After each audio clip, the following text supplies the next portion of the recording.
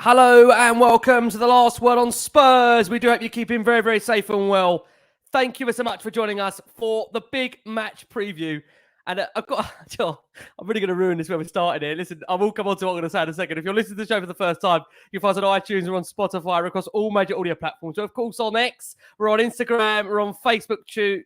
We're joined by three great returning regular guests to this Last Word on Spurs. Joining us first up, he's the crazy instructor, conductor, the runner, I can't get my words out, of this crazy train. It must be the one, the only Mr. Lee McQueen's in the house. Macca, how are you, bud?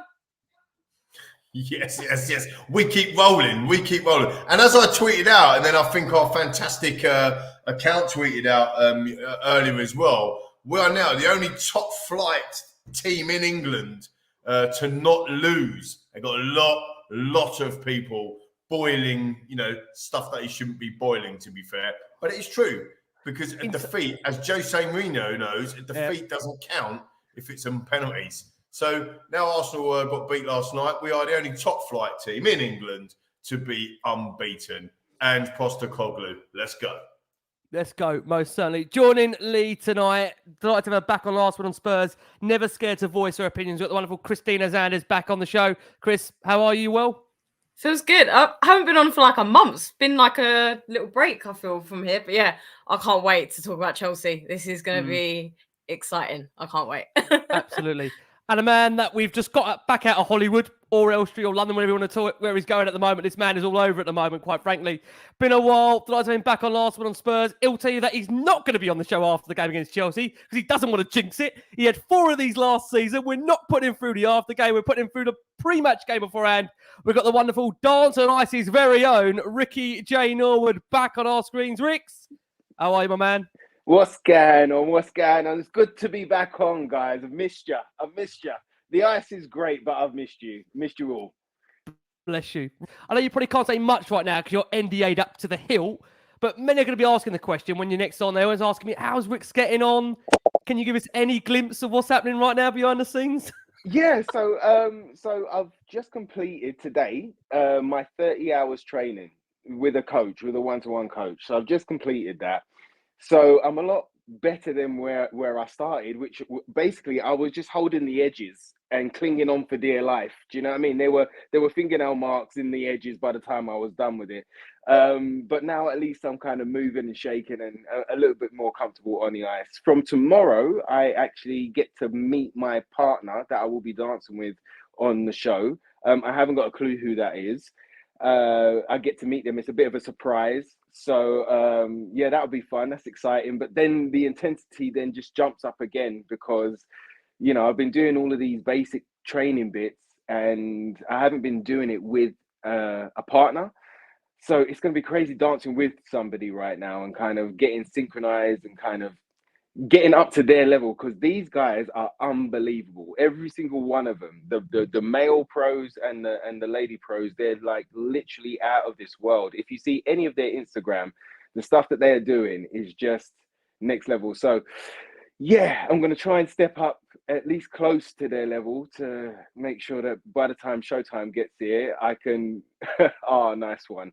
I can at least be like proficient on the ice, but we're getting a little bit by a little bit. It's tough, it's not easy, but I'm enjoying every second and it's super exciting. Bless my man. Listen, we said to Rick off air, we're going to try our best to see if we can try and get Last One on Spurs crammed in there at the same time. We must appreciate a man is going to be on the ice from January. That has got to be the sole focus. But there's always Spurs in his life that is going to no doubt keep him on the edge. Keep him on the ice, I was going to say. Maybe keep him off the ice the way it's coming here. Who knows? But listen, let's have Rick's back on the show for sure. Listen, it is the big match preview. Me and Macca spent a few hours together earlier. And we come to realise that when we do these big match previews, Macca, we don't actually talk about the actual game until the last 15 minutes, right? This has to change, doesn't it, Macca? We're going to change that. And we also talked about being late as well, but that didn't change either, did it? So we were late coming on. No, absolutely. And I think it's important to get Christina and Rick's views on what happened last time out. Feels quite a long time ago now, doesn't it? Because we played on Friday. That's a week. Yes, tomorrow. It'll be a week ago. So, and we still got the whole of the weekend to get through as well, haven't we, Rick?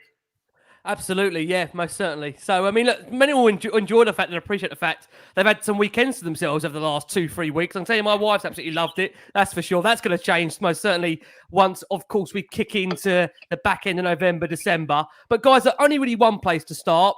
Spurs are still top of the Premier League. Lee McQueen will remind you of that every single day as you're on X. I'm telling you, we'll remind you of that.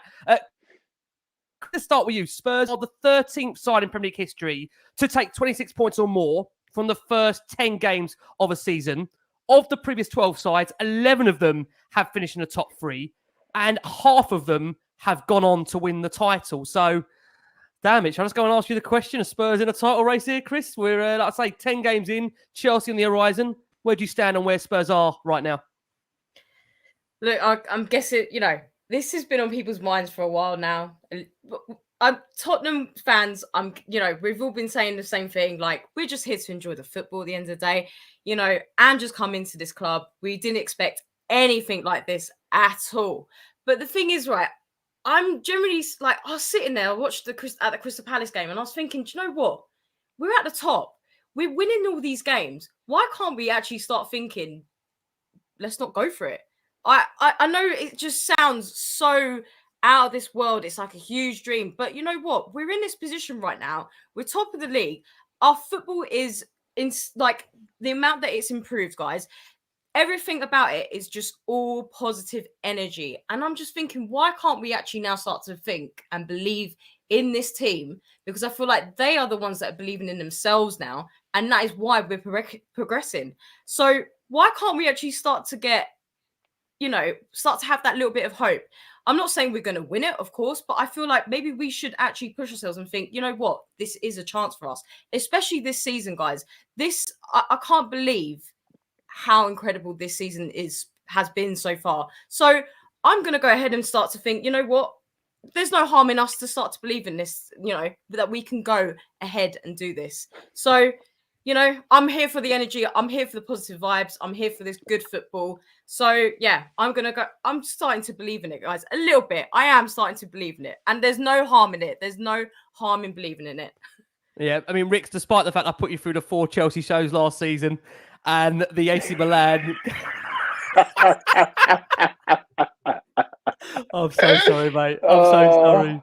Just remember this time next year when you're up there on the BBC Personality of the Year award, and this is what I've done to you.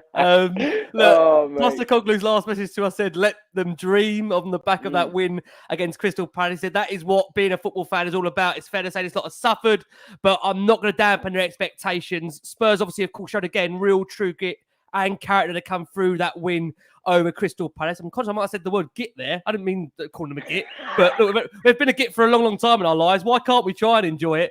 Guardiola, at one point last week, Rick, even said, look, Spurs, how well they're playing the one game a week. They'll be fit throughout the season. Tottenham will be there in the reference to the title race. Do you believe that, Rick? Listen, first and foremost, our manager said no ceiling, no floors. Do you know what I mean? No ceiling, no floors. It's, of course, we're in the race because we're being spoken about. Just the fact that Tottenham Hotspur, after last season, is in that sentence, is in that question. It tells you how far we've come, tells you how night and day this whole turnaround has been, and tell you what good work Ange Postecoglou has done with this side.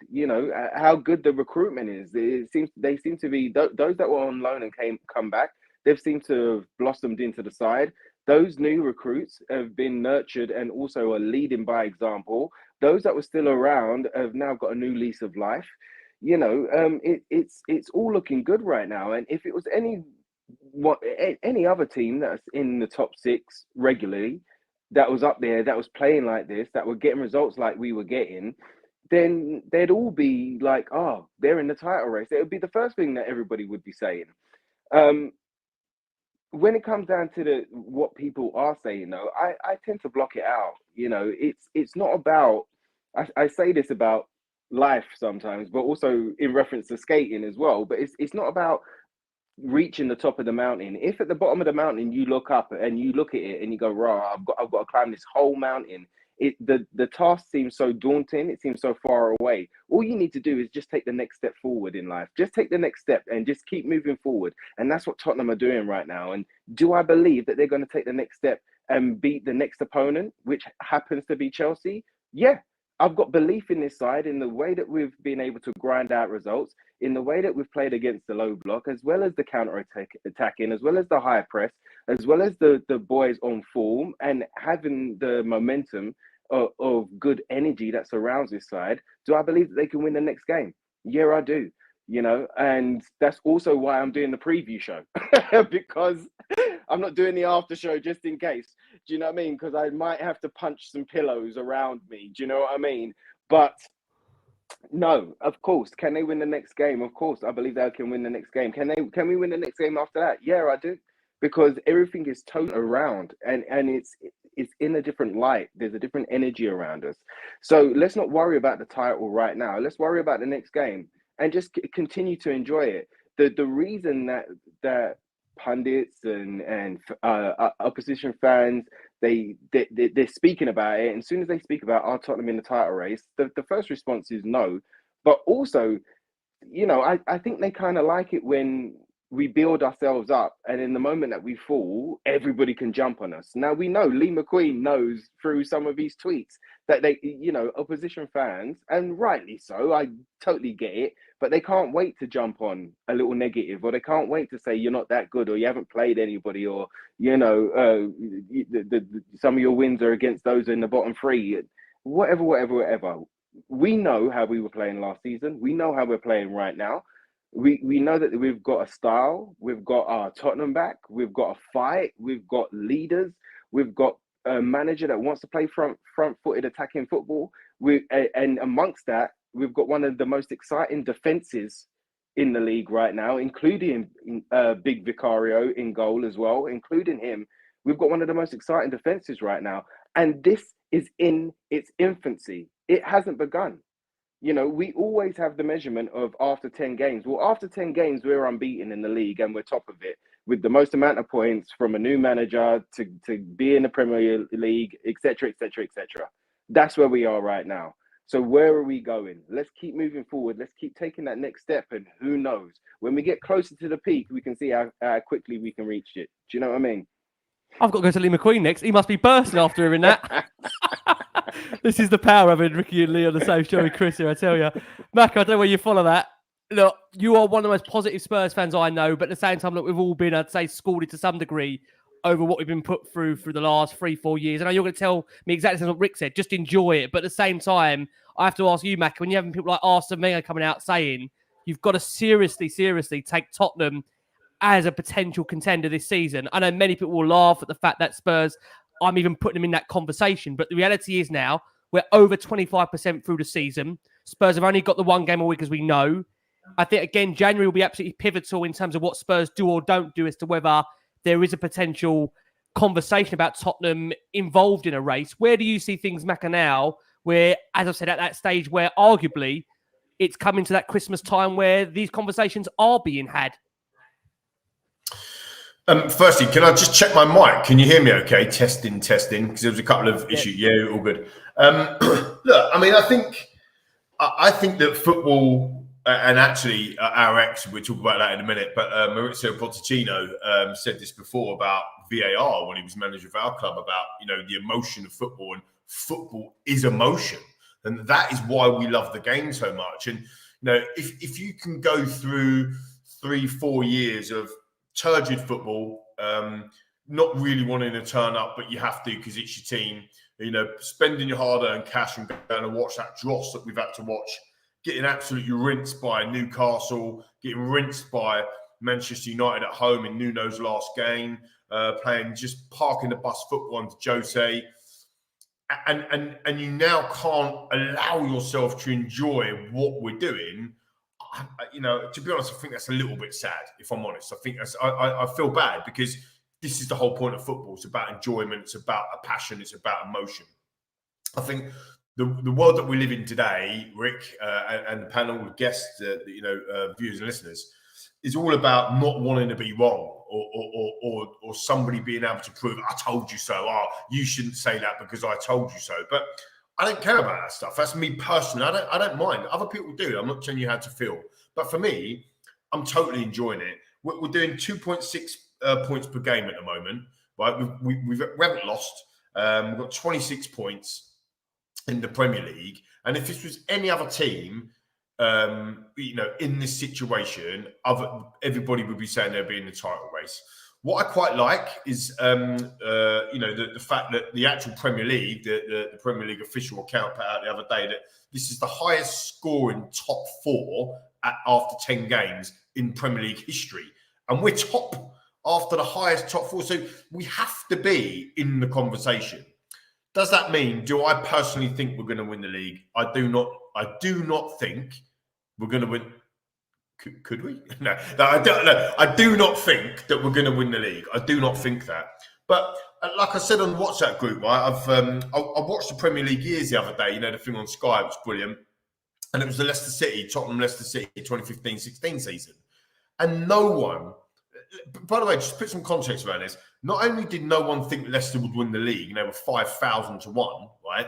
What happened the previous season is Leicester was 7 points adrift in the Premier League in April the season before. And not only did they stay up, the next season they went on obviously to win the league, ironically against us. The key difference for that, for me, and in the Pochettino 16-17 season when we got our record point total of 86 points in the Premier League, the key difference for me is that not once, here's the thing, not once was Tottenham Hotspur top of the league in either of them seasons. Not once. We was not top of the league in the 15-16 or the 16-17 season. Can you believe that? We were title races, yes, but we were not top of the league. Now, we're staying top of the league. We've been top of the league for weeks because of the international break. So we can say we've been top of the league for like 5 weeks, 6 weeks, and we're not in a title race. So it really does depend on which side your butter is your bread is buttered on, essentially. For me, I look at it from an optimistic point of view, like Christina, like Ricky. I just think that most clubs, most rival clubs, and most clubs that aren't even rivals don't want us to be in the league. But secretly, and this is the thing, secretly they're all going, holy beep beep, why are Spurs so good? That is what they're thinking. We're all thinking it about Leicester, and they went and won it. And I'm not comparing us, by the way. We're greatest respect to Leicester. They've won more than us. They've won a Premier League and an FA Cup since we've won a Carabao. But we are a bigger club than Leicester, and even the likes of James Maddison will say that. And I don't mean that disrespectfully. But we're not a Leicester City. We're not an underdog in that way. But let's put it bluntly. We're definitely an underdog against City, against Arsenal, against Liverpool for the title and everybody else. I just think that playing one game a week, as you guys have said, no European football. We've got all of that time for Ange's his system, his methodology, his culture, if you like, of his football to be bedded in to this team, and we're seeing the results. And like Christine said, why not? Like, I'm not saying that we can win it, but why not just enjoy it? Go back to this, and I was saying this on the group at the weekend. That feeling, Poch came to our football club in 2014 and would have been sacked if Kane don't score that deflected free kick against Villa, right? That is, we know that's out in the ether, right? Yep. Not only did he come in and change that stuff, it took him a season to do it. The next season, we was in a title race. Andrew's done it miles quicker, I get that. But why not? Think of them feelings that we all had, all of us, viewers and listeners, think about it. When we were smashing Watford 4-0, Dele Alli's making like runs, and we're beating the likes of Real Madrid, and we're beating the likes of Crystal Palace with the Dele Alli goal, and all these things that happen, that's happening again. But we're just further down the line because of the experience that we've had, because of the stadium that we've got now, because of the players that we've got, Dom Paratici still cooking. All of them things have happened for a reason. We've lost our best player, arguably, in the club's history, certainly our best goal scorer, and we've almost galvanised and used that as that effect. And I'm absolutely loving it. I think this guy, I'm donning his shirt tonight for the pod. I think Vicario has been absolutely outstanding. With Doggy, who I wore the other week, has been outrageous. Van der Ven, Romero. So, I mean, these are 8 and 9 out of 10s that I'm saying, like week in, week out. And all credit to the boys. Why not? I think Chelsea is a massive game for us. Not for Ange necessarily, and not for the players, and actually not necessarily for the Premier League. Because when you see where they are, what are we 14 points clear of them at the moment? Take all the emotion out of Poch and Chelsea and all that stuff. The reality is they're not very good in the league. But that is the reality. Yet for us emotional fans, of which I am one, it's a massive game. I just can't see us not winning. Because of the occasion, because of where we're at, because of how good has it been, everybody, viewers and listeners, how good has it been down Tottenham Hotspur Stadium this year? It has been absolutely electric. It's been outstanding. So look, I know I've waffled on for a long time, but I just think I'm sick of caveating it with I'm not getting carried away. I am getting carried away. I absolutely am getting carried away because this is what football's about. This is what I pay my money for. Come on, you Spurs, let's go. Okay, let's go to predictions then. Right. But you know what? You know, before you move on, Rick, you know what Lee said there? You know, a lot of fans, because of history and because of cynicism, we tend to kind of try and protect ourselves by being like, no, they can't win it. You know what I mean? By being like, no, of course they can't, you know. But you know what if we could? And what if you was that person and that fan that said at this moment, when everybody else said it couldn't happen, said it could happen. So don't be afraid to believe. Don't be afraid to hope. Don't be afraid to raise the bar for this team and for yourself to be knocked down. They can't wait to knock us down anyway. So enjoy it. Live it, because it's good to feel good. It's good to feel good as a Spurs fan again, isn't it? 100%. Look, everyone is loving Big Ange. Like everyone you speak to is absolutely loving him. They don't have to be Tottenham fans, right? They can be any type of fan, and they don't like admitting it either. But you've got stalwart Arsenal fans that are absolutely loving Ange. He's got something. Celtic fans told us this. Celtic fans told us this was going to happen. You know, Australian fans, we've got loads of them watching now. Good day, mate. Enjoy your lunch. It's a rubbish. I'm sorry to all of our Australian viewers and listeners, but look, you know, Lee. Before that, we did have Australian listeners and viewers. No, they're going to go and sue me now for some rubbish Australian accent. But look, I mean, the point I'm making is that it's just a massive feel-good factor around our football club. And after the dross that we've had, and everything that's going on with the ownership and the bad managers and 4 managers in a season and Stellini and 6-1 at Newcastle, we have to enjoy it, don't we, team? Come on. It is about time we just enjoyed it. And like you just said, if we believe, we've got more chance of it happening. It's not about jinxing it. It's not about, saying it out loud. It's about believing that we have got our Tottenham back. And, you know, the result against Palace, we definitely wouldn't have got a result against Palace. Mind you, saying that, we always get a result against Palace, as Jason said the last time. So, it's a difficult one. But I just, if I'm honest, if I'm really, really honest, does it fit? Is it sustainable? Is it? You've just told us for 20 minutes it is. What are you doing to us? What's this guy doing to us? It's Jose. You know, with Jose, right? The thing is, right, you know, Jose Mourinho, we were top of the league.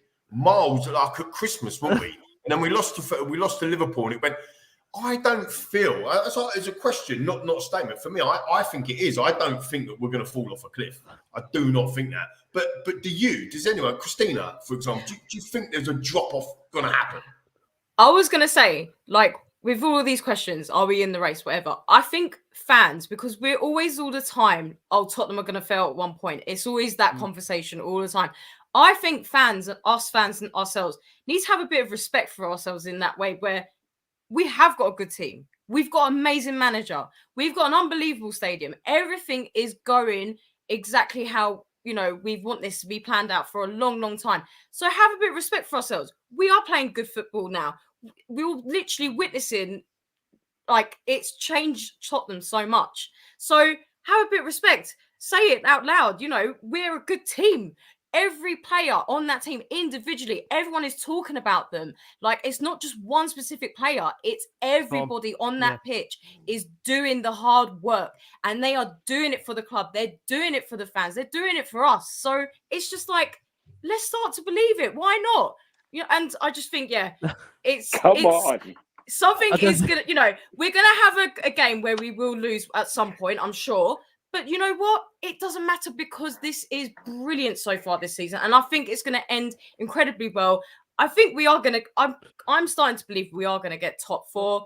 And to me, that is ridiculous to think that, even at the beginning of the season. Who would have thought that? I definitely, Christina. Exactly. I definitely think we're getting top 4. That's not even a question in my mind. I'm thinking about come win the title. I actually think we'll finish 3rd. That's my prediction for the whole season. But I mean, I just think that whole drop off, everyone, including Tottenham fans, probably more so than anyone else, we're all expecting the drop off. That's what I was trying to explain earlier about take your emotions and your feelings back to when it was prime Poch, 15, 16, 16, 17, 17, 18 seasons. We were expecting to go to a game last season at White Hart Lane, for example, and we didn't lose, was expecting to go to a game and win, was expecting. That is what I've got back. I mean, it's a question back to you, the team and the panel and everyone watching on YouTube. Like, is that the same as what you're feeling? Or are you going to games, it's a sustainable thing, thinking, oh, we're going to lose this one? Because I'm not. I'm thinking, I'm walking straight to the match. We're looking forward to it. Yeah, it's a different atmosphere now. I just think the last 10 minutes or so, Rick, can come in there as well. The last 10 minutes or so, there's an undeniable belief that if we are level with a team, we're going to grab a winner, right? Do you agree, Rick? Yeah, bro. Yeah, absolutely. And you know what? It's different. There's a different energy around us right now. Of course, we're gonna drop points, and we might lose a game. But again, I'll give you a quote, one of my favorites. It's not how hard you hit; it's how hard you can get hit and keep moving forward. So once we lose that game, it's how we react, it's how we respond, it's how we get back up. And that's when we're going to see a whole different side of this team as well. Do you know what I mean? So look, man, just don't worry about, like I said, don't worry about the peak. Just keep taking that next foot forward, and the next one is Chelsea. And do I believe we can beat them? Yes, I do. Do you know what I mean? And that's another 3 points on top of the board, and we'll still be top of the league come the end of the weekend. Do you know what I mean? So let's keep going. I mean, my only concern was with the short part of the show. My God. Look, what we are going to do, we are going to go for our, I would say, first break of the show. But before I do, just a quick mention today. There's been obviously some updates in terms of developments for Tottenham in relation to the recruitment. Obviously, Spurs, we've now seen Rob McKenzie decide to follow Johan Lange from Aston Villa to Spurs, who will become the club's new chief scout. McKenzie is known to Lange from their 3-year spell working together at Villa Park. He actually worked previously for Tottenham during a period of 15 to the 16 season. And he actually has got quite a portfolio behind him. He helped bring Heung-min Son to the club, Toby Alderweireld and Kieran Trippier. His time at Leicester saw Jamie Vardy be recruited, Riyad Mahrez and Kante as well. Villa, he's probably known for bringing Emi Martinez, Ollie Watkins to the club. Spurs aren't finished there with Aston Villa. We understand head of football research Frederick Leth is also expected to join the football club and be reunited with Johan Lange as well, having worked with him at Copenhagen. We understand from Charlie Eccleshare from The Athletic, Spurs at the moment, recruitment-wise, are looking at centre-back and forward areas, predominantly central striker or left-sided to be targeted. Although Spurs, if they were looking to bring players in, would need a replacement for either Højbjerg or Lo Celso should either look to leave. There's been a really interesting piece, I must just say, also from Leonardo Gabardini, who has, departed the football club on the back of Johan Lange coming in. And essentially speaking massively about the mentality that Ange Postecoglou has brought into the football club. He said he changed your mentality because you want to follow him. To speak with Ange was amazing because he understands the players as people. We both want that perception of the man behind the player. The secret is to establish if the man is good or not. Afterwards, the player will become a top player because so far every player that Ange touches has improved. When you have a player like Van der Ven, it's not as simple as he's tall, he's fast. We have to predict the future. You need to be sure when decision makers start to say, I don't know, the price is high, he's not young, not in the national team. Your job is to be there and say, no, go ahead. He will achieve great things. And that's the thing that I'm most proud of at my time at Tottenham because I didn't fight for obvious players. when a new sporting director arrives, usually they say, I need time to change because the process is really, really long. It's bullshit. It doesn't have to be that long if you're strong, if you have a clear idea. You can change everything in 1 month. The experience at Tottenham helped me a lot, and I'm now a fan. I'm watching every game, celebrating every goal. I need to say thank you to them all. We did a difficult job, and now there's a clear pathway for young players, the right manager, and I'm proud. I don't need a medal. This is our job. I'll be happy if it goes as well as I know the job we did. The only regret is that many clubs want to find an amazing connection between those that they buy, who propose the player, and who decides about the player. I am so lucky because I lived a simple moment in an amazing football club, and I'm glad I had this. Great, great words there from Leonardo Gabardini. Those were given to the athletic Adam Leathenhall. And he went on to say, Udogie is a player that I wanted to sign 6.5 years ago. I always had him in my mind. Andrew's so good, clear his instructions. He gives every young player a clear pathway. And look, the lot picker, who we've spoken about so much on this show, James Maddison, he said, look, he's honestly the perfect player. There wasn't any deep scouting activity needed there. I think we can all agree James Maddison, apart from Chris, a little bit of a wobble at the beginning, I think we can all agree James Maddison is just absolutely flying right now, and long may that continue. What we are going to do, we are going to go for our first break of the show for our listeners on audio. Taking into that break, you're going to hear from just a reminder of what Mauricio Pochettino said upon getting the Chelsea job when he spoke in-house to Chelsea TV. And you're also going to hear what Ange Postecoglou said today on the back of, course, Mauricio Pochettino making his first return to the Tottenham Hotspur Stadium. It's about to get fairly spicy. Guys, thank you so much. Over 1,000+ of you watching us live on all of our platforms. We're joined by the wonderful conductor, instructor, the runner, Mr. Lee McQueen's in the house, as is the hard-hitting opinions of Christina Zandes. And dancing on ice's very own, skating us to success, we've got wonderful Ricky J. Norwood back on our screens here. Thank you again, guys, for all your incredible support for Last Word on Spurs. Right, Mauricio coming back. The big question a lot on people's minds is taboo or not taboo? God, I did never think I was even going to have a conversation ever in my life about Mauricio Pochettino not coming back to Tottenham, but coming back to Tottenham in a Chelsea dugout. What? Mate. What? Mate. What? Right. Okay. Where do we go? It's not work, anyway. It's not work. I just want to actually say, as we're coming on to the Poch section, so the brilliant Alex Aljo from Sky asked a question today to Big Ange in the presser. I'm sure you got the narrative there. I'm going to paraphrase a little bit. But Alex said to Ange, no one likes being reunited with their ex. In reference to Pochettino obviously coming back. Got a bit of a giggle. Ange was like, where is this going? But then Alex mentioned about, what do you think the response is going to be like for the fans? And it was a great response from Ange. Again, paraphrasing, he said, Mauricio Pochettino has had an unbelievable impact on this football club. So, I think that there's going to be a huge amount of admiration and respect for Poch coming back. And I suppose that's where you're going, Rick. Do you think that's going to be the case? I mean, me personally, he's given me the best memories from a Spurs perspective in the most recent history. And I know they didn't win anything, but for anyone that was at Ajax that night, it's just unrivaled. It was unbelievable, like grown men, including myself, crying. It was just emotion. It was just unbelievable that night, and other nights as well. The Real Madrid night at Wembley when we smashed them 3-1. The team that he pulled together, the title race, the ability to give us the belief that we can go to Man United and smash them 3-0 with a Lucas brace. That we can go to Chelsea and beat them 2-0 with a Dele Alli brace for the first time in something like 29 years. The fact that we can go to the Emirates and not lose, because he didn't actually win there, but in the league, he did win there in a cup, of course. And Poch did all of this, and he did that coming to his football club. So I know people are angry, and I'm angry that he's gone to Chelsea, that the fact that he's in that dugout. But for me, after the game, after we've smashed them 4-0 or something ridiculous, I'll then give him some love and respect. But I certainly won't be booing him. That's for me. I mean, at the end of the day, if you've been with somebody, talk about, Alex mentioned about the ex earlier, if you've been with somebody for that period of time, you don't just wipe their memories out because you're no longer with that person anymore. And yes, he's gone over to Chelsea, but like Jason said, to be fair, it's not as if he snubbed us to go to Chelsea. No one called him from the club. The club didn't want him back. He was waiting there saying, look, I'm ready to come back. He was still wearing the gear. He's still wearing he's probably been down a Spurs shop and bought some new kit.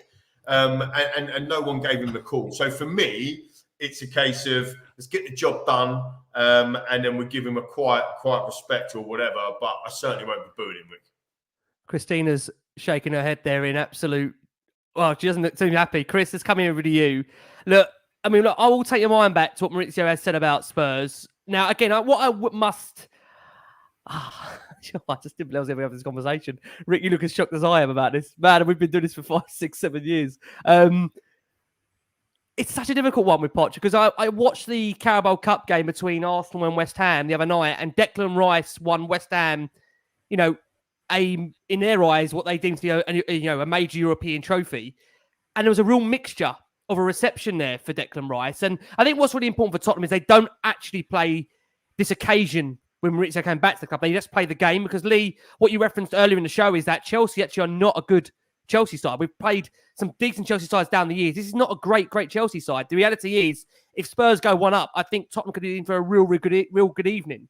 And with Chelsea coming here, Chris, whilst there'll be a massive emphasis on Mauricio, which is why I want to do this segment now, I think it's important that we don't allow the return of him to actually mask what is a real good opportunity for Tottenham to actually, again, continue this unbelievable run we've had so far in the league. So let's discuss it. Pochettino coming back.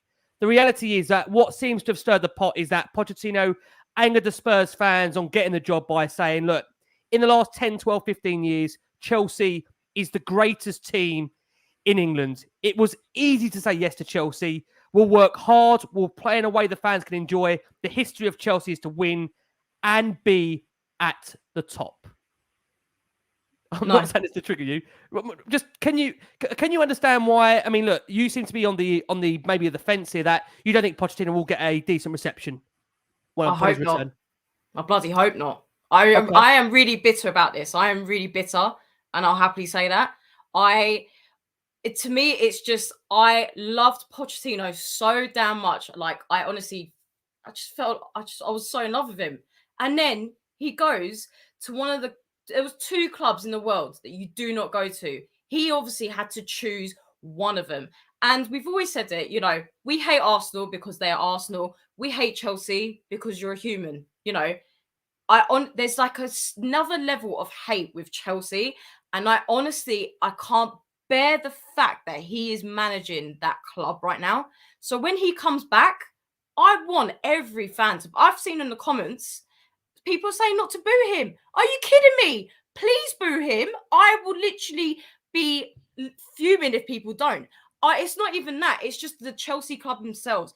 I want everyone to be on Pochettino's back because I can't get over the fact that people are sticking up for Poch. Would you be the opinion though, Chris? Like, for me before the game. I'm not sticking up for Poch at all. I'm not sticking up for him. I just don't think booing him after what he's given us is the right thing to do. That's just my opinion. Like I'm not sticking up for him. I absolutely hate Chelsea as well. They're right up there with me with Arsenal, if I'm honest. But Poch didn't go there to spite us. But he is there. I do take your point. He is there in a club which sings "We Hate Tottenham." So they sing more about us than their own team. It's true. It is a hard one. But I promise, I'm not sticking up for Poch. I'm just thinking that, I'm just looking at, I suppose, from a positive point of view, the memories he gave me. I'm like, okay, fair enough. He's got to go there. But you do make a good point. They do sing "We Hate Tottenham" all the time and sing about us and derogatory. And he's there in the dugout listening to that, and he's meant to be one of us.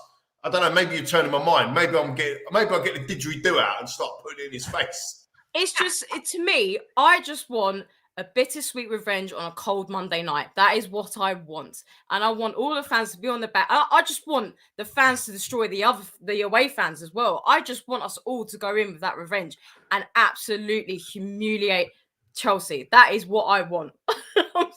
I just can't. I sound really bitter, I know. But that's, Christina, maybe that's the best thing for us to do is just to go in all classy, smash them around the park 4-0. And, you know, that tells its own story. Do you know what I mean? Yeah, I mean, can I be honest with you? I think for me, where I am at, I don't think I'd applaud him in, but if Spurs have smashed Chelsea 3-4-0, or they've beaten Chelsea, I've got no issue with, giving Pochettino a clap. I don't think there's anything, that's just my opinion on it. I think I can totally understand why some fans like Chris feel it's an utter betrayal, because ultimately, I think as a Tottenham fan that, like Chris said so eloquently, there's two clubs that you just do not even consider. One of them being Arsenal, which is what he said. And what you mustn't forget with Mauricio is he also said at one point that Chelsea were a bigger rival to Tottenham than Arsenal. And then the fact is he's gone and joined them. And look, he knew. Well, the mad thing is, obviously, he said Mauricio, and this again, he may feel that his time at Tottenham has been and gone. He may not want to ever come back. But the reality is that he must know by taking that Chelsea job on, that makes it very, very difficult for any potential return to Tottenham. But I will say football does work in mysterious ways. Rix, I bet you're looking forward to coming in here. You was a man similar to Lee that absolutely adored Mauricio Pochettino. You adored the process that we went through. We adored essentially the fact that what he did for Tottenham at a time where, quite frankly, we didn't have much to grab onto, and just coming and swept us off our feet. Where do you stand on what Christina calls the X right now?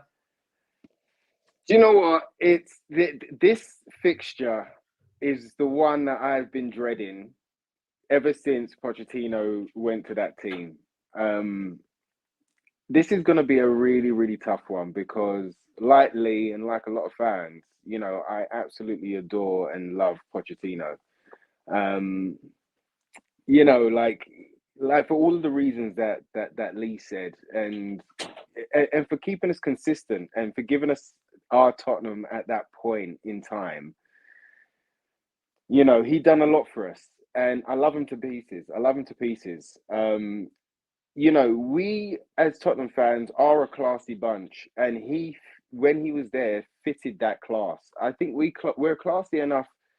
Look, it's so tough because everything that Christina said and what Lee said was right in that Chelsea, it's just them. It's them. So I get it, but I feel that he done more for us, and I feel that with the positive energy that is around Tottenham right now, to bitter it or to kind of make it go negative for, of all people, Pochettino, I think it's I don't know. I just think it distracts us a little bit. And you know what? Also, Pochettino is a man of heart and class, and he does love us. I know he loves us. He's got that Tottenham barbecue. Do you know what I mean? In his garden as well, and he does have the Tottenham pajamas and all of that. Even so now, Rick. Even now, knows, he's got it there. I've seen it on his Instagram. But even that, right? Even that, he knows, like Christina said, how big of a rival Chelsea are. So I think to kind of, if we was to boo him and give out negative energy, I think that he would expect that. But if we were to clap him with class and thank him for what he did do while he was with us, and we've had our share of Chelsea managers, let's not get it twisted, all right? We've had our share of Chelsea managers that we've sung the name of in the Tottenham Hotspur Stadium. Do you know what I mean? So I think if we was to continue staying classy and to continue staying positive and actually clap him when that moment is, I think that's going to affect him more than a boo or more than negativity. If we was to show him love in a moment where he knows that we should give him negativity, I think that's going to affect him a bit more. So I don't know what I just said, but yeah, that's how I feel about it. It's basically, look, going back onto the X theme, right, that Alex pulled out earlier and Christina's carried on. It's basically like you split up with your ex. It's your decision, right? So Rick, I split up with you. I say, like, I don't fancy you anymore. You're done. I'm not interested. Please don't let me know. You're gone. So I split up with you, and then a couple of years later, we're at a party, right? We're at Christina's party, and we're all invited. And you bring your new boyfriend or girlfriend with you, Rick, yeah? And I'm like, what are you doing? Why are you... But it was my choice to leave you. It was my choice to end the relationship. It was my choice. And it wasn't us fans, our fans' choice. It was Daniel Levy's. It was a club's choice to sack Poch. You see where I'm coming from? And that's maybe why us fans are like, but with Pochettino, it's not as if he was managing us, quit his job to go to Chelsea. He left, he got sacked from us, right? Prematurely, in my opinion. He got sacked from us after 3 months, 4 months before getting us to a Champions League final. He then was out of work for a year because he's still been paying by us. Then he went to PSG and done what he did at PSG. Then he was out of work for a little bit longer after that as well. Then he's waiting for the phone call from the club, which never came. Then he went to Chelsea. So, for me, I just feel that I think stay classy. That was what I was trying to say. I think you're right on that as well. But I get it as well, Christina. Let's boo the bastard as well. Also, let me just because we're on a relationship analogy right now, right? So if you're in the club and you see your ex with a new rich fella who drives a Bentley or whatever the case may be, you shouldn't be there and hating them. If you hate them, then you still got feelings for them, right? Wish them well. They were never meant to be yours in the first place. They were never going to be the ones that was going to give you happiness. You know, the fact that you split up at that time allowed you to find the person that you're meant to be with, i.e. Big Ange. Do you know what I mean? So, you know, thank you for the good times, but you know what? I'm in love with Big Ange and I'm happy that we're together. So let's make a move. Do you know what I mean? Like, we don't have to even hate them. We don't even have to give them evils in a relationship analogy. Jory, just as you say, I wonder, guys, I mean, the impact of the Postecoglou chance, what that will have on Mauricio more than actually anything else. Because when the stadium is singing, I'm loving Big Ange instead, whether they're going to do the whole song, you know, generally. I mean, again, with Mauricio being in that song as well, I just wonder, look, Jesus, as we knew, was very much in tune with what was happening on social media. I'm sure he still keeps a close eye on what happens, and they'll be well aware of that song that is being sung in the terraces. Mate, he follows us, for crying out loud, Rick. Of course he knows what's going on. He follows our content. I mean, let's be honest. Let's have it how it is. It's not a secret. He follows our content. He follows us individually. Of course he knows what's going on. He knows exactly what's going on. And we all are loving Big Ange instead. I think give Big Ange. I think the important thing is, I think, as Lee and you've suggested as well, do you know what, I agree with all three of you in a way. Look, I share what Christina says 100%, the fact that he did have a choice in terms of where he wanted to go. But I also understand the fact Spurs did not pick up the phone and he wanted to come here. So, you know, what was the guy meant to do? Stay unemployed? I do share what Christina says. I think there's two clubs that you just don't go to when you've been the Tottenham manager and you actually say publicly, I want to come back to Tottenham. You don't go to Arsenal. You don't go to Chelsea. That's the reality. You just don't go to those football clubs. At the same time, to be fair, if you want to come back to Tottenham, you do go to Chelsea.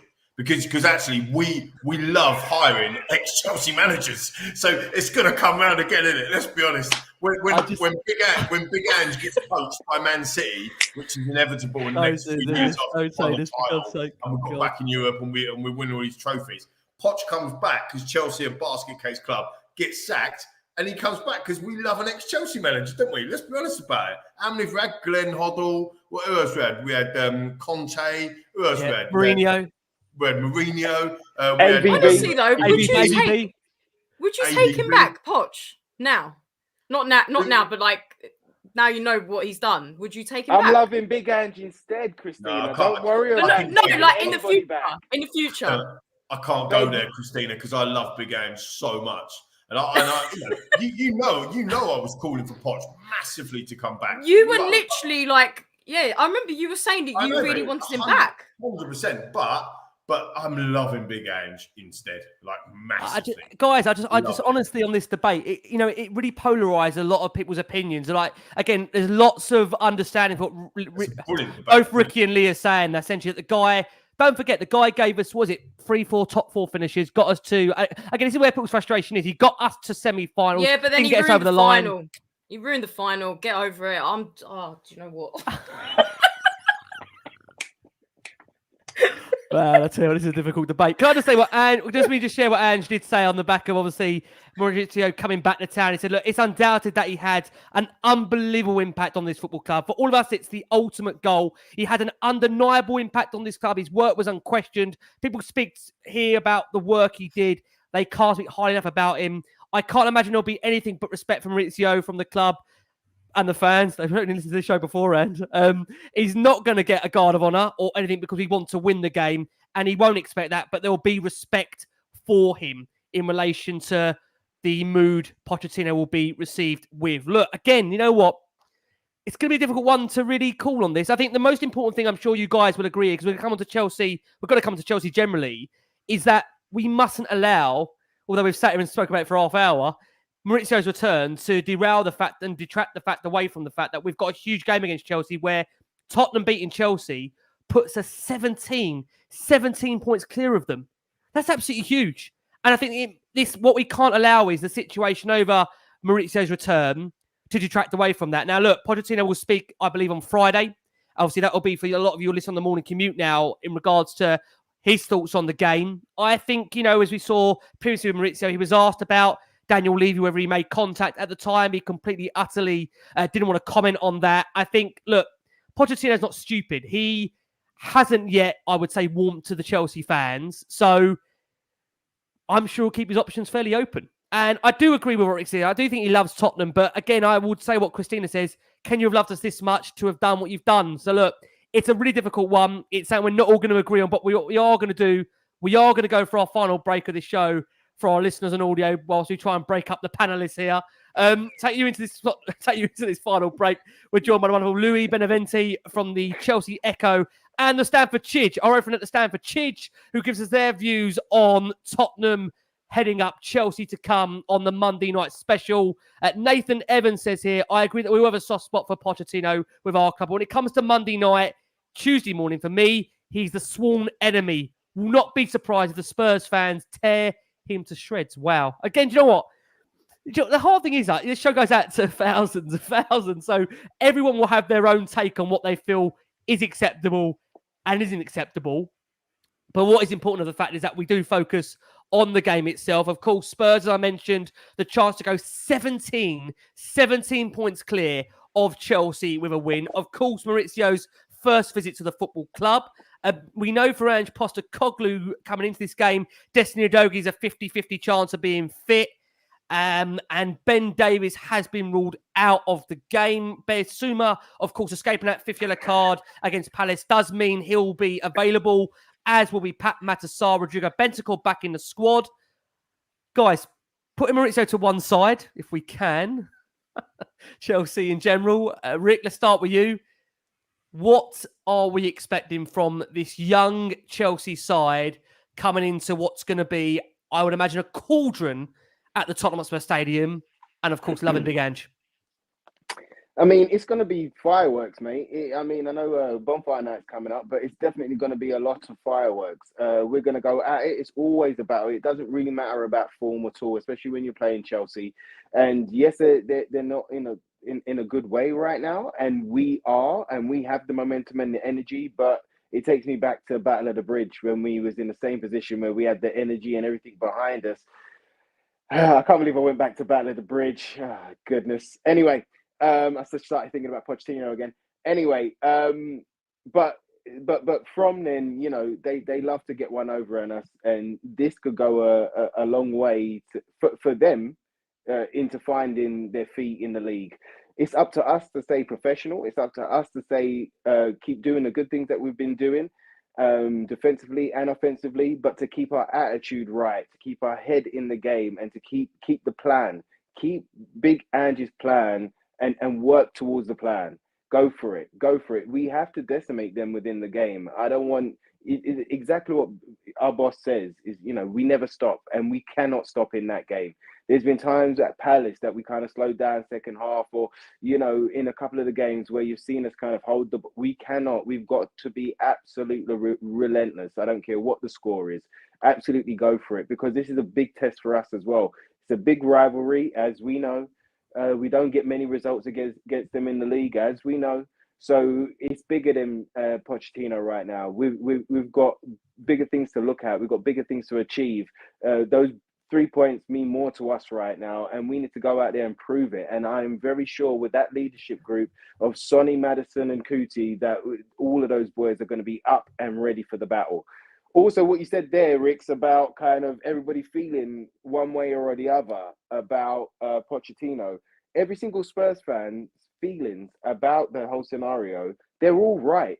Christina, you're right. Lee McQueen, you're right. Ricky Sachs, you're right. Every single person that has put something down there, you're right. You know why? Because it is an emotional game, and the way that you feel and the way that you react to it is the right way to think about it. It is the right way to feel. I'm not here to change your feelings. Like the boss is not here to change our feelings. It's about just giving the other side to things. Do you know what I mean? That's what I was saying. But everybody's right to feel what they're feeling and to react in the way that they feel they should, because it's your team. It's our team. Lovely words there, Ricks. Lee, I said I wouldn't go back to Pochettino. Sorry, I am going back to Pochettino. The reason why I am going back there is because the reality is, Lee, as you know, in that first season in charge of Tottenham, he had some really, really big results that kept the fans on side and essentially gave them a belief that they're part of a process. I think it's fair to say at Chelsea, that's maybe yet to happen. I think they've seen certain glimpses that something's coming together. Although overall at the moment, I think you can confidently say there's not that relationship formed yet. My worry is that, look, I'm just going to be honest and say this. You know, Tottenham obviously unbeaten. Chelsea, we look at that record. Spurs have won just one of the last 9 Premier League derbies between the two teams after winning 3 of the previous 4. It's not a game Spurs typically do well in. And Pochettino will know that. And I think the one thing, Lee, we can always admit is that when Mauricio was here, he always got the players fired up for every single London derby from what I remember. I don't remember there being a time when we ever did a show during Mauricio's tenure when we said the players, they just weren't ready.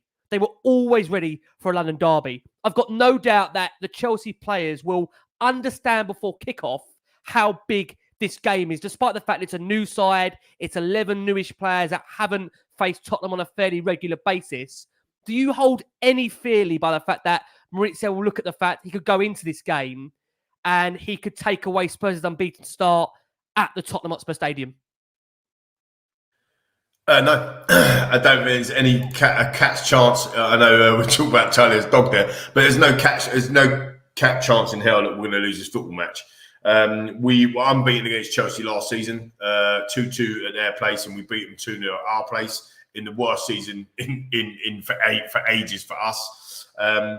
But Mauricio hasn't yet found the secret ingredients for his team. There's a couple of star people in his team that I think we need to look out for. But if you look at just doing some research, you know, they played Fulham. They beat Fulham 2-0, but Fulham had more of the ball. You know, they had so much of the ball against Brentford. They had 70%, 72% possession against Brentford. They only had 2 shots on target against Brentford. Right, their average shots on target for the whole season, the matches that they played so far, have been 4 shots on target for Chelsea. So they're containable. I think the high press, they like they're open as well. They're not going to park the bus. I think this is perfect. You look at Tottenham's opponents. The last 4 or 5 opponents that we face have been low block. But Liverpool are a part of that as well. They had to low block because they had 9 men. You go, so it's our last 4 opponents. The last time we played an open team was Arsenal. That's the last time we played. That was ages ago. What's that? 24th of September. Since then, we played Liverpool. They had 10 men, then 9 men, so that's a low block. Luton, complete low block. Sheffield United, complete low block. Palace the other night, complete low block. Fulham, you wouldn't say complete low block, but we had all the possession against them again as well and turned them over. So I just think that with Ange talking about the fact that our front 3 or our attacking options haven't yet clicked, which I find, you know, is such a massive upside for us. The fact that I think personally for this game, Richarlison's going to drop to the bench. And I think he's going to play Johnson, and he should, in my opinion, play Johnson on the left. Kulusevski's been absolutely outstanding with only 2 goals, no assists. But if Richarlison had shooting boots on, Kulusevski probably gets 4 or 5 assists already this year. And Son's on absolute fire. I think Basuma it played within himself against Crystal Palace, very, very condensed. I think he's holding himself ready for this game. Sarr was star, Papa Mata star. He's absolutely been outstanding. So I think at the end of the day, there's a couple of people to watch at Chelsea, and I know we're doing a review now, right? So for me, I think Palmer has been absolutely brilliant for them. He's only young, like a lot of our young guys in our side as well. I mean, actually, who is old apart from their centre back at Chelsea? I don't think there's anyone I don't think there's anyone older than 23, is there, in their squad? No. And I do think that Mudryk, although I take the mick out of him and whatever, because the amount of money they paid for him, whatever, I think he's starting to find his feet and he's got some serious pace down that left-hand side as well. And I think that's going to cause Parra a bit of an issue. But other than that, I don't see where they're hurt. I don't think Sterling can hurt us as much with Van de Ven in the middle. Hopefully the dog is fit. I know you said he's 50-50, but I think that if we get our first 11 out there, we want Johnson up there on the left-hand side. I just don't see with the atmosphere. And I do think that is key. I think that whole debate earlier is vital because I do think if we go into this game with the trumpeter trumpeting and the drummer drumming and the singers singing and the crowd just on Chelsea, I absolutely think this could be a rollover. I honestly do. This is the first time we can play proper football. He'll want the ball. We know how Poch plays. He will want the ball. We got two inverted fullbacks going inside, becoming number 10s, even centre forwards. That high press with Maddison to run the game. I don't see Caicedo versus Basuma as an example. Both ex-Brighton. One's gone for 115 million. The other one's gone for 25.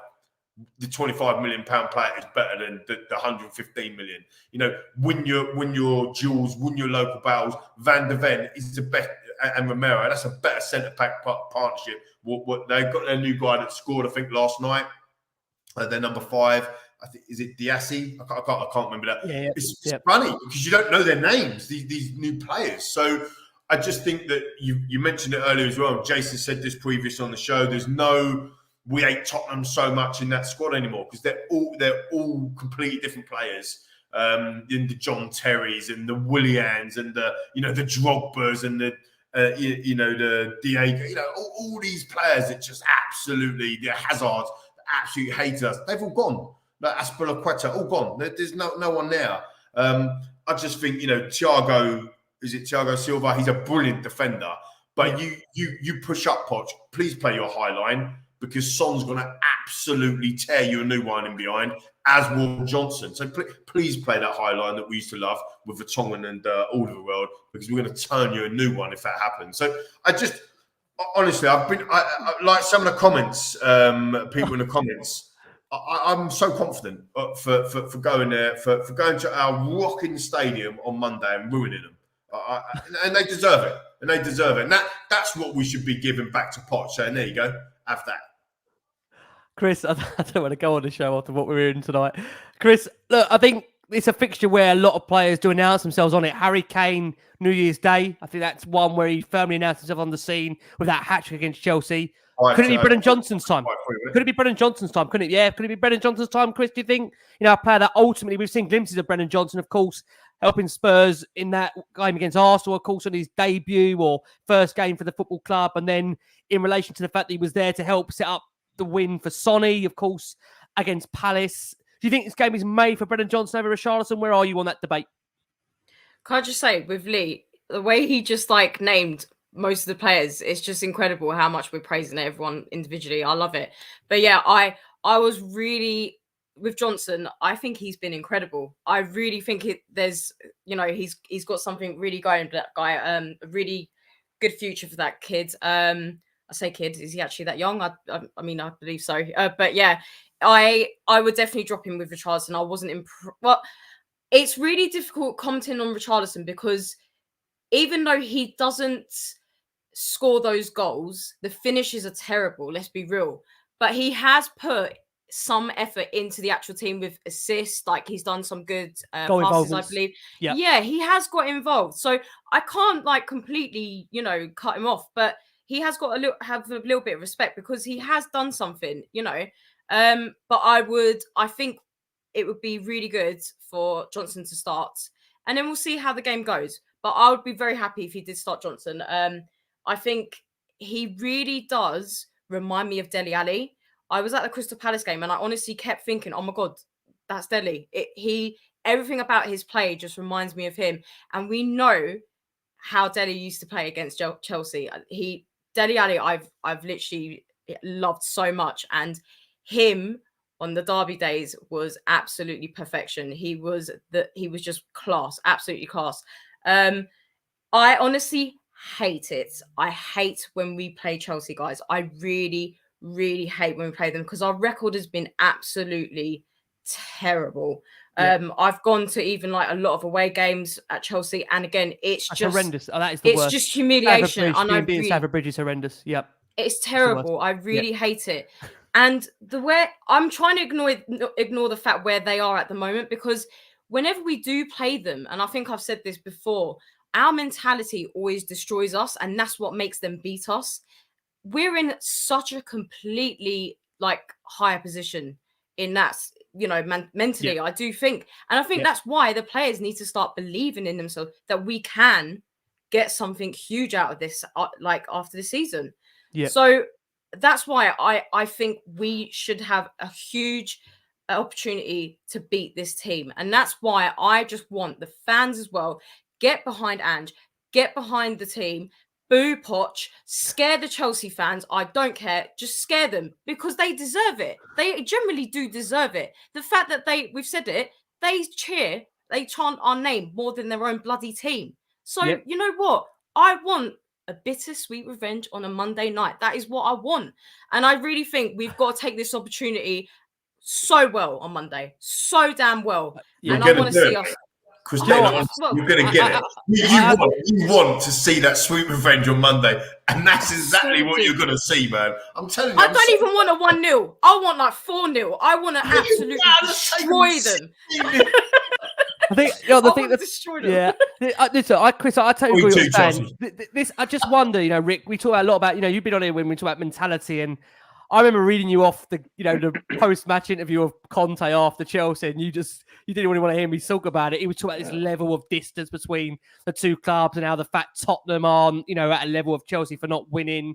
I just wonder, Rick, as Chris has said there, how important do you think that mentality piece is? Because Christina said it psychologically. This has always been an issue, this game. I worry with Tottenham that we play the name rather than we actually play the 11 or the manager. I mean, how much do you think this would really...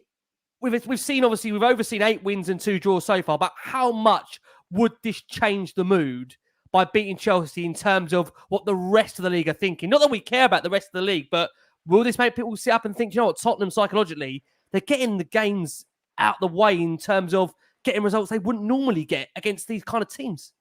Yeah, no. Well, we know the beginning of the league has already given us this answer. Do you know what I mean? Like every time that we have beaten somebody, the rest of the Premier League fandom have come back and been like, it's only, or they were not in great form. Everyone's beat them. So it will be the same line when we beat them that, Chelsea ain't playing well and everyone's beating Chelsea right now. So we're not going to get the credit for it either which way, Ricks. Do you know what I mean? But that is not the point. Right now, we need to, like I always say, don't worry about the opposition. Let the opposition worry about you. And I feel that there's more players and there's more momentum and there's the mentality is a lot higher, is stronger. Think about what this team have gone through already. Like Lee was saying there, the loss of your biggest player, our clubs had for, arguably you could say it's the biggest player Tottenham have had, with the records that he's broken and being one of our own. We've lost him. The team was broken at the end of last season. Do not forget that how broken it was. When we was talking about Big Ange coming in, we all said, he's got so much on his plate. He's got so much to fix. He's got so much to do. And what has he done? He's done it bit by bit. And I feel that the Liverpool result would have galvanized that mentality, even though the Liverpool result was controversial to Liverpool fans. But I think that getting over the line in that instance and battling through, like Lee was saying about those low blocks in those type of games, we keep battling through. We keep coming back. Extra time and time added on at the end of the game. That's where we go crazy. It's not like we stop. We don't settle for nothing. We continue. We can win the game at any time.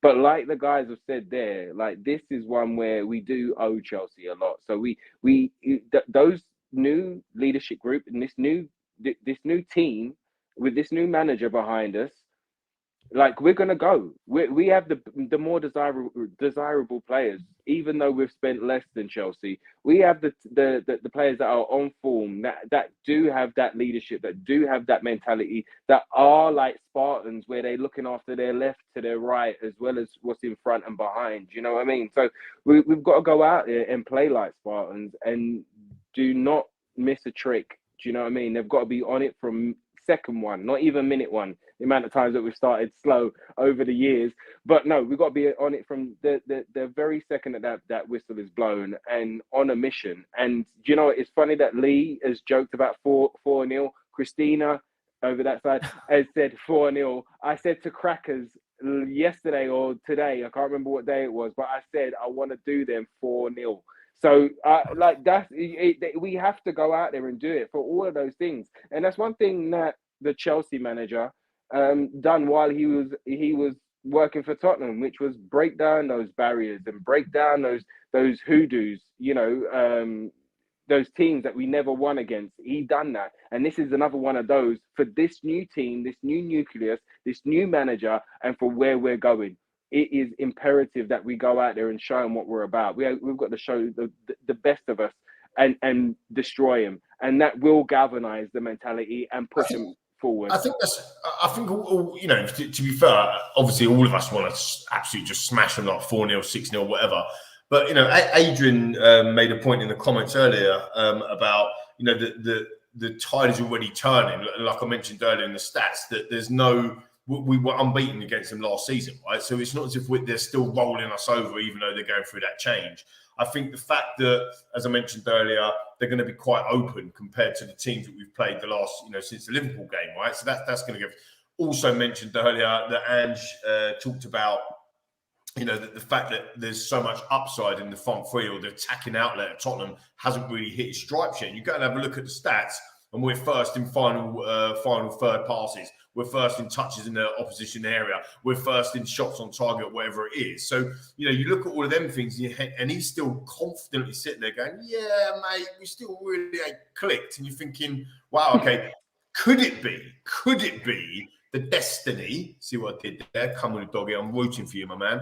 Could it be the destiny that Poch does come back and we do a Newcastle on them? Like what Newcastle did to us, because football's a funny thing, isn't it? Right? It can happen. Look, it could be that he comes back and turns us over 3-0, and we're all back to doom and gloom. But it could be that he comes back and they just roll over and have their bellies tickled for once, and we absolutely ruin them. I mean, look, again, let's have it right. You know, when Son put David Luiz on his backside at Wembley, didn't we beat him? We scored that unbelievable goal. Didn't we beat him that day 3-0? 3-1, 3-1, 3-0, 3-1. Yeah. You know, it's not as if going away. This is at home. This is not going to Stamford Bridge where we've won once in like 30 years. This is at home, and you know the record isn't brilliant, but I think all of the factors probably point towards Tottenham probably losing. Because it's classic, isn't it? No, I mean, not after this. All of the factors point towards a Tottenham win. You know, if somebody said it earlier, you know, the shirts are just laundry. Forget the shirt. If this wasn't Chelsea, if this was Bournemouth, who are 14 points behind us in the league, none of us would be sitting. We'd all be genuinely going, yeah, we're going to smash them 4-0. Yeah, there's no difference in the league. They ain't very good. Rory knows it, right? And all the Chelsea bods, they all know it. They ain't going to say it, but they all know it. They're not good enough. And we're going to roll them over on Monday. Can I just ask one thing? Go on, Chris. Sorry, I was just going to quickly say, the other thing about Chelsea with this game is if they did, I just don't want them, with us being unbeaten, is for them to basically... Yeah, and I honestly think I would be heartbroken if it was them. That's what's going to kill me. I'll be so disappointed. Yeah. Sorry, Rick. This is what I mean. I think your point you make there, Chris, is my concern. The fact that, again, for Chelsea, I think Pochettino will look at this as a potential, and we can maybe laugh about this. I wouldn't laugh about this 5 years ago. He might look as a cup final when he won't win the cup final because Poch didn't really get us over the line in cup finals. But what I'm trying to say is for Chelsea, I think for them, this is more than just a game. I said it earlier. I think for Mauricio, who'll look at this and think, this is the one game. If you ask any Chelsea fan, same as we look out for Arsenal on the fixture list when that's happening, Chelsea are exactly the same with Tottenham. This to them is one of the two biggest games of their season. Tottenham at home, Tottenham away. Pochettino will not be stupid. He'll know the one way to connect with that fan base is by beating Spurs. And that's why I think I'm sure Tottenham will be ready. I think we will be ready. I think Ange will ensure the players are ready. Many are saying this team is built differently. But that's why I say, look, when we look at the position and where Chelsea are in the league and the point difference, I think we have to remember the fact it's going to be, 11 talented players on that pitch for Chelsea. I know they haven't clicked yet, but I think for me, the first goal in this game is absolutely crucial. I think if Tottenham get it, we could be in for a really good evening. I've got to get in while we're still hyped, man, because I'm seeing the comments, or Christina said what you said, seeing the comments in there as well. It will be disappointing. But why are we thinking about it being disappointing? No, you're right. No, I am right, yeah? But why are we thinking about disappointing? They are 14 points below us. If we have got any ambitions at all to finish in the top 4, let alone be in the title race, you have to win. We're looking at a club that's 14 points below us and going, yeah, we're not going to be arrogant about it. Of course, we're going to go and turn them over properly, and we're going to do our preparation. That's up to the players. But us fans, they are 14 points below us in the league. Like, go and drink it in, man. It is. They are inferior to us in the league this season. They have got a measly 12 points out of their first 10 games. That is 1.2 points per game. That is absolutely shocking. Do not even worry about this. If this was, like I said, Bournemouth or Luton, you would not be thinking, oh yeah, but they've got good fans. You'd just be saying we're going to smash them, and that is what we should be doing. I'm very pleased that Ange and the players will be thinking we're going in there top of the league, chest out, let's go, because that's what we've got to do. We can't be thinking, oh, yeah, but it's Chelsea. Screw Chelsea. They're 14 points below us in the league. Do you get me though, viewers and listeners? Come on, man. It's a joke. This is why we got an inferior complex with them, because we've got like, oh, yeah, but it's Chelsea. Screw Chelsea. They're not going to disappoint. We're not going to be disappointed because we're going to go out and smash them. We're going to impose our play on them from minute one. It's going to be the first game this season that we've played well for 98 minutes. And because of that, because they're at home, we're going to absolutely ruin them. That is what is going to happen. Believe, man. Go and see some Magpies. Go... I'm telling you, that's what's going to happen. Wear your lucky pants, your lucky socks, your knickers, whatever it is you wear. I'm telling you, it doesn't matter. We're going to absolutely ruin them. Okay, let's go to predictions. Oh, God, this game's going to be like, honestly, touchlit paper. Going to be mad. Team, aren't we? Honestly, man, we're ready. Macca, you're so lucky you're not on the post-match show. If this goes wrong and you're nowhere to be seen, you're so lucky. Mate, I tell you what. After if that, we win, I'll be coming on the post-match. Coming into the post-match show. I'm coming in, mate, because I'll be very well fluid. I know. I bet you will be. Jesus Christ. Okay. There'll definitely be some laser crushes drunk. Okay, well, after all that, I tell you, what I gotta say, what an eventful show it's been. I mean, for many that may have listened to this for the first time, it's like this every week, believe me. But I did know that when you get these amazing people together, this kind of panel, you're gonna get a bit of spice, bit of fire. You're gonna get honesty. You're gonna get realness. This is authenticity of what Tottenham are, right? I mean, you get what the feeling is now, being in that ground week upon week from the terraces, quite literally. Chris, let's start with you. Oh. I'm going to go big. I'm going to say 4-0 to Tottenham. Wow. I will get humiliated, I'm pretty sure, but I'm going to do it. I'm going to go big. Why not? Why not? I know it's because I want it as well. I want it to be 4-0. I want it to be 4-0. So there we go. Well, okay. Odom. I can't look at Rick's face seriously after what those Chelsea guys are putting through. I put him through 4 defeats last season, the season before. The man was on it. That's why we're going to score 4-0, Brad. We're going to win this game 4-0 for all of those games, Brad. And Bentoncourt's going to score the fourth. Let me tell you, come on. He's the reason. Oh, could you imagine? We're going there. Oh, my God. Lee, what are we going for, bud? Yeah, I mean, I'm pumped as well. I've got to go big as well. I think I'm going to go. Have we gone too early on this pod? Should we have done this on Sunday before the game? We've got to wait like 4 days now. I mean, people listening back to this, they're lucky. They might hear this the day before the game. Like, you'll be pumped. All the Chelsea fans are going to be watching this now and be absolutely ridiculing us. I'm going to go big as well. I think we're going to go for it. I'm going to have 3-1. I think. I fancy 3. I think their score. But I think we'll go 3-1. It'll be a really well Nah, it'll be 4-1. I think we're going to go 4. I honestly think we're going to absolutely ruin them. I do. They're rubbish. They're 14 points below us in the table. Now, just let that sink in. 4-1, Tottenham Hotspur. I think it's going to be one of them nights to remember, under the lights, at the new stadium. I do. I don't think they're going to live with our pace. Johnson down the left, Sonny through the middle, Kulusevski. I just don't think Basuma's going to be on fire. I just don't. I'm talking up. It might be more, Rick. Come over to you, Rick. What do you think? What do you think? I feel like I can really lower the mood now. I don't want to do that. Can I say? I can't believe. Can I say one thing? I can't believe I'm hosting the last one on Spurs, where three of the panelists have predicted a 4-0 Tottenham win against Chelsea. What the hell was happening on this show? Come back 12 months ago, we couldn't buy a result, and now we're sitting here with big hands. Last year we beat them 2-0, and that was under that rubbish that we were playing like was honestly, or whatever. If you told me 12 months ago, I'd be sitting here predicting Spurs against Chelsea, Pochettino in charge of Chelsea, Spurs to beat Chelsea 4-0, 4-1, I wouldn't have believed you. For me, some comments of predictions. I think for me, look, being honest, I think it'll be a 2-1. I think Pochettino always, for me, as I said earlier, always raised the bar for derbies. He always knew how to get players pumped and ready. I think, look, contrary to what so you said that he always knew. So he knew about that team. Just saying. Well, I just think, I look at it, and just for me, I just honestly think here, looking at it, that Chelsea will be ready. No, certainly they'll be ready. I think Spurs will also be ready. Rick, just interrupt you there before you get your 2-1 prediction, right? I agree with you, Poch, right? He knows how to pump teams up for London derbies, yeah? Just quick question, just around the table. Where are Brentford?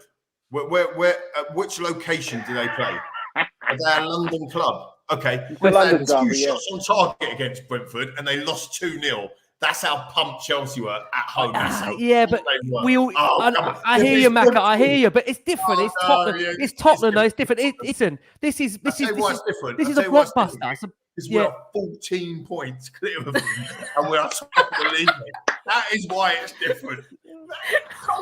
We're hearing that all night. Listen. I want to share your guys' comments 100%. I just think, as I said earlier, I think Poch will have the players ready. I think it'll be a really tight game. Can I just say one thing? And I know you guys, I'm going to let you all have your final sounds with the crowd. I just said rallying cry to our wonderful fans that are going to be at that stadium on Monday night. They're going to make absolutely rocking. I agree with what Chris said earlier. Make that place an absolute cauldron. It's a very, very young Chelsea side that would not have experienced the kind of atmospheres that Tottenham can give on a Monday night. We need similar vibes to what we saw against Arsenal under Conte, the 3-0. We need even bigger than that. We want that big Ange being belted out. Because I think, look, above all what we've spoken about with Pochettino and everything, the most important things for me is Ange knows when he's there how much we love him, right? He's the main man right now. He's the one that's led us to where we've got to. He's the man that, quite frankly, we're in love with. He's the man we want to sing about, we want to cheer about, we want to love for. And ultimately, look, I think the result for me will take care of itself because of how ready we'll be beforehand. Spiggs is calling it a nightclub. It will be a nightclub vibe for sure. But I think it'll be a closer game than what maybe some of you guys are thinking. But having said that, I think Tottenham, we play to our potential. We've got no doubt. So, guys, a final thing I'm going to ask is a rallying cry to a wonderful Spurs faithful on Monday night. Chris, let's start with you. What do you want to say to our wonderful fans for Monday night? Listen, anyone that's going to that game, you cheer for Ange, make him feel like a god, standing there up high. Also, boo Poch, so he is literally standing there crying like a little, you know what. And then also just keep going and cheering for that team whilst we're beating them 4-0. And also make the away fans leave early. Kick them out. It's our stadium. It's going to be our win. See you later. That's what I'm going to say. Wonderful Christina Zandes. What a way to go. Unbelievable. Rick, let's come around to you, bud. Look, we've loved having you back on. We know you've got a busy schedule, mate, in store. Final message, Rick, to those amazing Spurs fans that are going to be there Monday night. To all those fans that are privileged to be at that stadium on Monday night, again, to reiterate what Chris just said there, make sure you sing up, make sure you shout up, make sure you sing all the songs, make sure you wave the flags. Make sure you create that electricity that you've created every single home game this season. Go into it. Of course, making Big Ash feel like a god. Make all the boys feel like gods. But the one way to kill, if you really wanna stick one to Pochettino, is to beat them 4-0, to keep it classy, and to let him walk out of that stadium that he used to call home after a drubbing, after a terrible defeat. Do you know what I mean? And then he can think about what road he should have chosen, maybe. Do you know what I mean? But keep it classy, Tottenham. Go out there, make some big noise, get that electricity going, and come on, you Spurs. The wonderful Ricky J. Norwood. Ricks, we're wishing you all the best, mate, for the training, and we're looking forward to seeing you back very, very soon. Wonderful Ricky J. Norwood. Macca, let's close it with you, mate. You are going to be there Monday night under the lights for this epic encounter, the blockbuster of Monday. Macca, final message to our wonderful, adoring fans that watch and listen to this amazing show. Thank you again. Love you all for this. Macca, over to you. Yeah, I mean, it's such a joy doing the show, Rick. To be fair, it's been like that for what, 7 years since I've been on. Even through the trials and tribulations, but this season has been absolutely brilliant doing the show with everybody, the camaraderie, the comments, the fact that, the interaction with everybody, the fans at the stadium coming up to chatting. It's just superb. So thank you for all your wonderful support. Yeah, I'm going to be in there in the South Stand on Monday. And if it was anything like the last few visits that we've had there, it's just going to be absolutely incredible. That Liverpool game with Free From Desire after the game was just absolute. I mean, I ain't seen anything like it. It was brilliant. The amazing James Black before the shows as well. Go and watching him through the gigs that he's doing. The Spurs song sheets and Tim and all them guys that are doing all the songs. It's just been absolutely brilliant. THFC flags, big shout out to them as well for all the stuff that they're doing with the flag. So the atmosphere is absolutely critical. You don't have to be drunk or go mad and swear and all that sort of stuff. Like that doesn't have to be that. But just be collective that, just singing "Oh When the Spurs" all together for long periods during that evening when we're winning 2-0 and then 3-0 would just be absolutely magical. And we used to sing "He's Magic," but we all now know that we're loving Big Ange instead, and that's what we've got to be doing. So let's go Spurs. Amazing. Panelists, the wonderful Christina Zandes, the superb Ricky J. Norwood, the brilliant Lee McQueen. Well, there you have it, guys. It was always going to be spicy, always going to be fun with a hint of a little bit of jealousy, bitterness. It's all in there for a Monday night special. From, again, this wonderful panelist, from me, we've been the last word on Spurs. We are back with you Monday night for what could prove to be an absolutely epic encounter. Will Tottenham go 17 points clear of Chelsea? Guys, thank you so much for all your support for the show. From all of us here, please keep safe, please keep well. And as always, come on, you Spurs. Come on, you